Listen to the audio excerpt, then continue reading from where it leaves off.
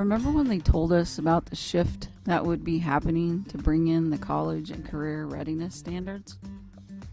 Well, even though some of you may feel like we are still stuck in the shift, I think we are trudging along at HHS, don't you?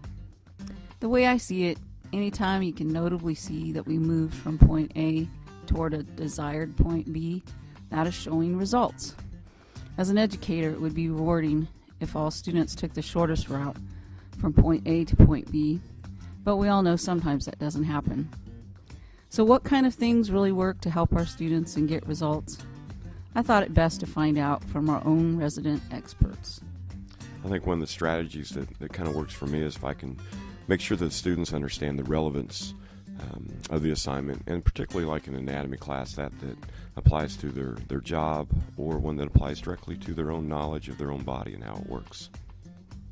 One strategy that I use in my classroom on a regular basis that I think gets results is something that most people might refer to as exit tickets. I don't always use it when they're exiting. Sometimes I use it at the very beginning of class, and I have a board in my classroom that says show what you know, and I give each student a post-it note, and I pose a question to them. A lot of times it's based on what we did the previous class period, or if I'm using it as an exit ticket, it might be at the end of the class period. I might ask a question like, what was the most important thing you learned today that you will use outside of this classroom?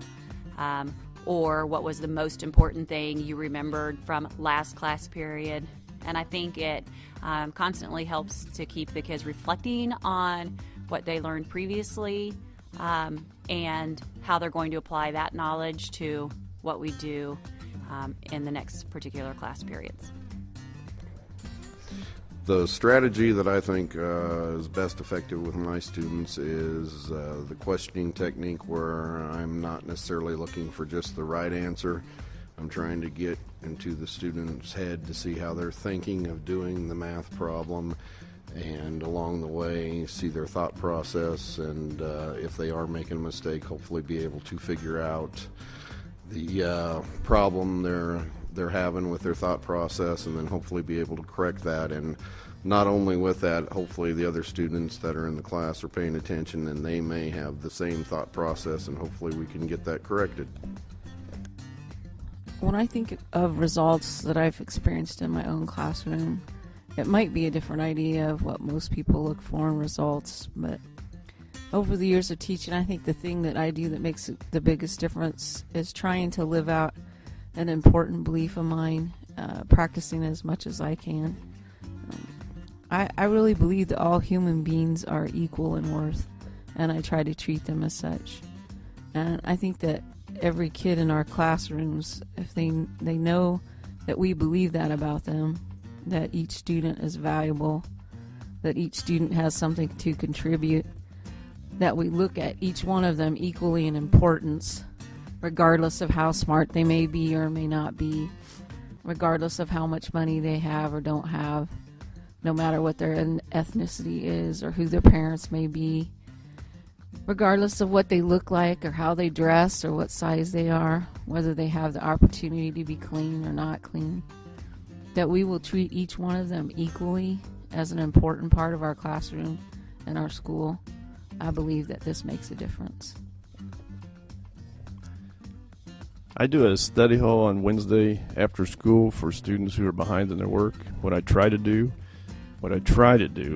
is that after study hall goes by, any work from the last week I won't take anymore. So I inform them on Monday or Tuesday of things that they owed me from the week before, and that they need to come to study hall. And then they come to study hall, they take care of that.